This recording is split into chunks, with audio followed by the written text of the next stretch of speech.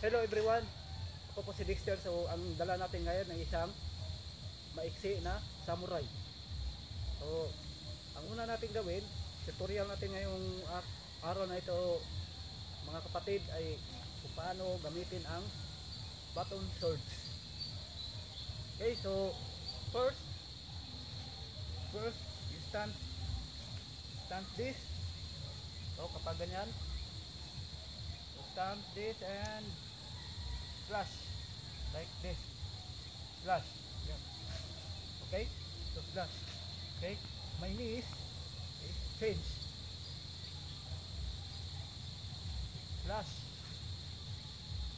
So your hand, ang kamay mo ay dito.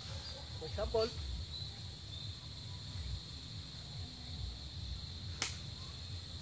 okay, so this, itong baton swords po ay maiksi lang pero napaka talim.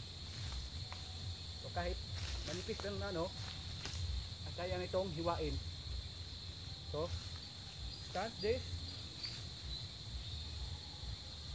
Ito ang tamang para hindi pag ganyan mo hindi tamaan ang iyong knees. Ayan po. Okay, then change. Okay, change this. Yan, change. Yan lang. So ang blade mo ay blade ng swords ay ganyan lang. Okay, parang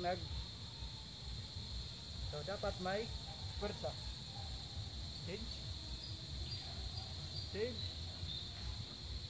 Change and change. Then block, up. So kapag may pumalo sa'yo dito, block and yan, block, then flush. Yan, flush. Okay, flush, okay, block, then block.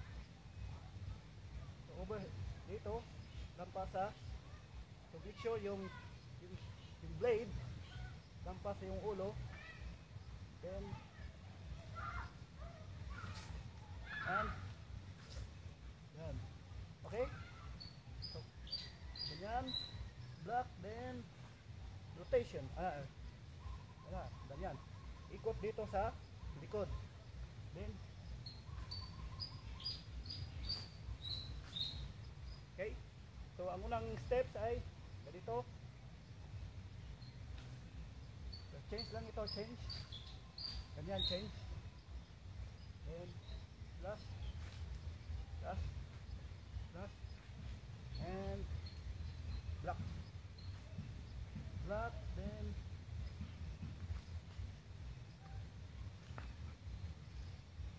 so that is yan ang ang swords, the baton swords, the dragon swords or tutorial for today. Okay, so this change, flush, change knees, ganyan lang. Okay, change,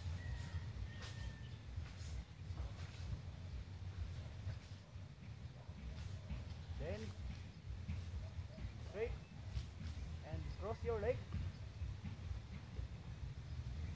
So yung left palm sa ganyan, then cross your left leg and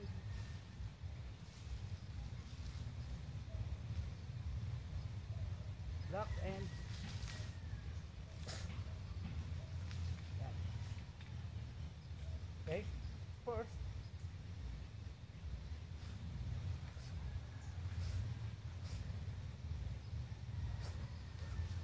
then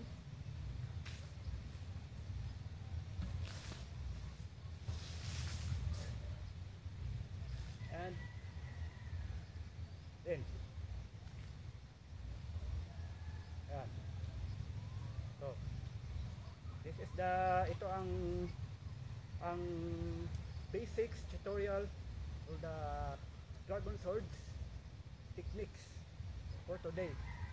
So yan, tinuro ko na sa inyo ang mga techniques ng paano gamitin ang samurai. So ito po ay pinaka matalas po mga kapatid. So hindi po to biro. So, ganyan. Nasa ibabaw. Yan. Po. So magbabalik tayo sa susunod nating tutorial mga kapatid. Sa ating swords at iba't ibang pangalan at iba't ibang techniques. Magandang hapon sa inyong lahat at salamat sa inyong panonood.